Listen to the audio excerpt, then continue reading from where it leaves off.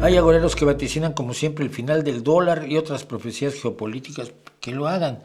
A ver, esta idea de que todo ha sido inmóvil es falsa.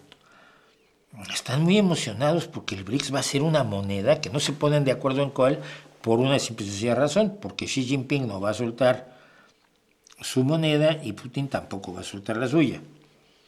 Son el rublo y el... ¿qué era? No me acuerdo cuál era la moneda china en este momento. Pero la única creación de una moneda que ha generado una potencia económica grande es el euro. Y todo el mundo se olvida del euro, ¿no?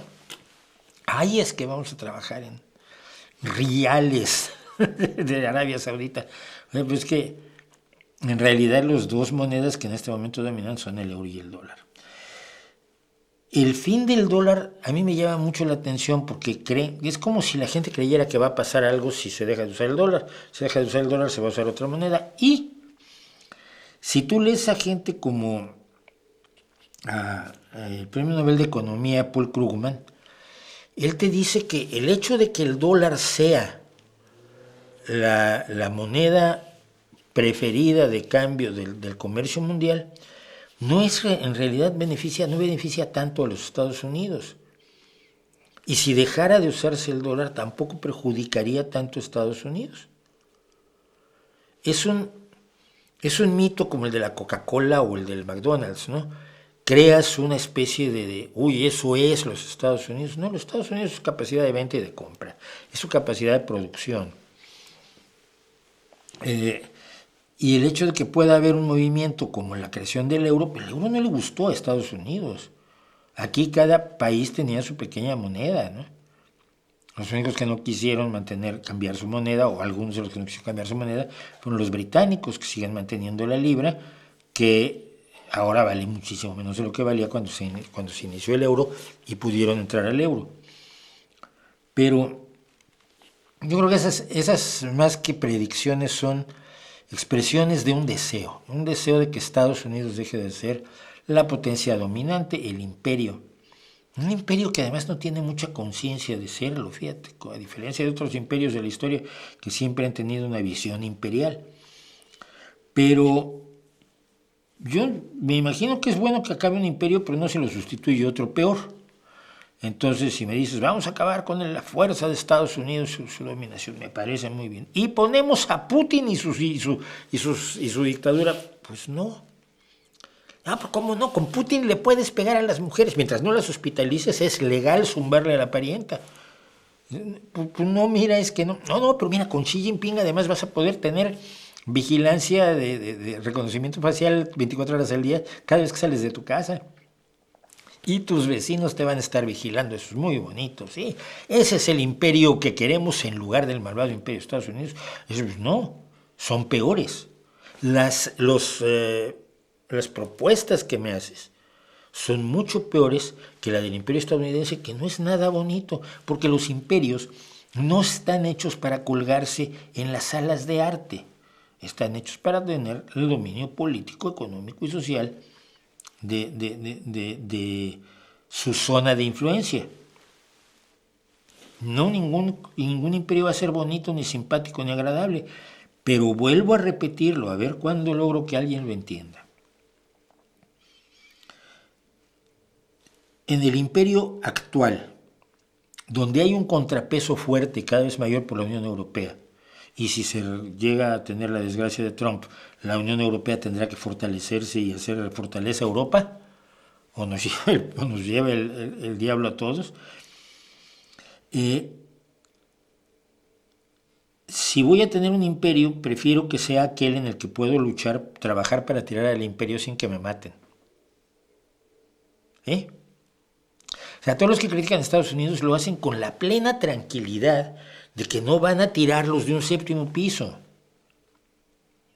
de que no les van a quitar el trabajo. Bueno, a veces sí te quitaron el trabajo, por lo menos te hacían difícil trabajar, pero que no van a dar orden de perseguirte y de joder a tu familia y de arruinarte porque eres disidente, o de ejecutarte legalmente, que es lo que hace en China, Putin es más de tirar a la gente por las ventanas y por las escaleras y tiros por la espalda o uso de gases venenosos como el que se usó en Inglaterra en el caso Skripal. No, prefiero en este momento vivir en un mundo que es dominado, donde la hegemonía la tiene Estados Unidos, y puedo gritar contra Estados Unidos. Porque si viviera yo bajo la égida de Putin, no puedo gritar contra Putin. Ni en Chechenia, ni en Bielorrusia, ni en Kazajstán. No se puede. La disidencia está controlada. En China, ni soñarlo. Hombre, ¿qué prefieres? Pues esto. Puedo tratar de cambiarlo, por lo menos, ¿no? China también es un país en extremo pobre, por eso no dejan ni entrar el carrito de Google Maps.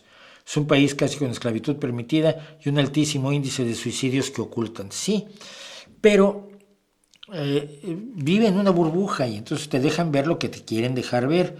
Y cuando ves lo que te dejan ver, pues, te gusta. Pero además no lo puedes ver porque no te dejan entrar. No es al nivel de Corea, pero de todos modos YouTube no entra. Twitter no entra, Facebook no entra, TikTok no entra. Y TikTok es una empresa china, o fue una empresa fundada en China. Estoy en TikTok, por cierto.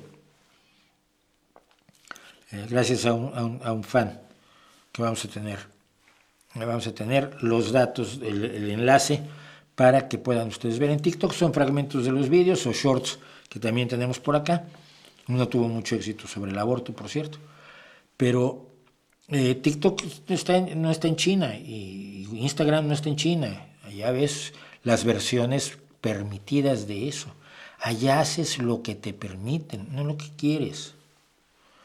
Verlo como un ideal me parece muy explicativo de por qué se ha llegado a desprestigiar la democracia. La democracia se quiere cuando no se tiene. Cuando se tiene te acostumbras a ella y te preguntas si no habrá algo mejor en el pasado. Las dictaduras, las tiranías, las monarquías, las autarquías, los imperios.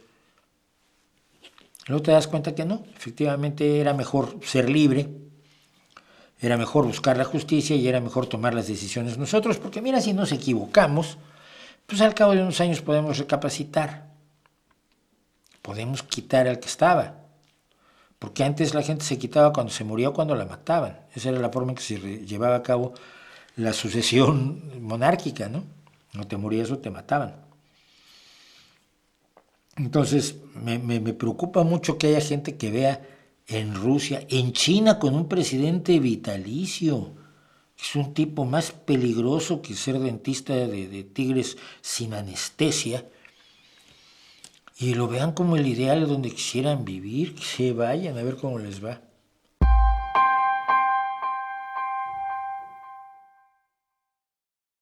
Adrián Flores o Javier Jasbierto dice que todo lo malvado que hablan de China es propaganda occidental. ¿Has visto su canal?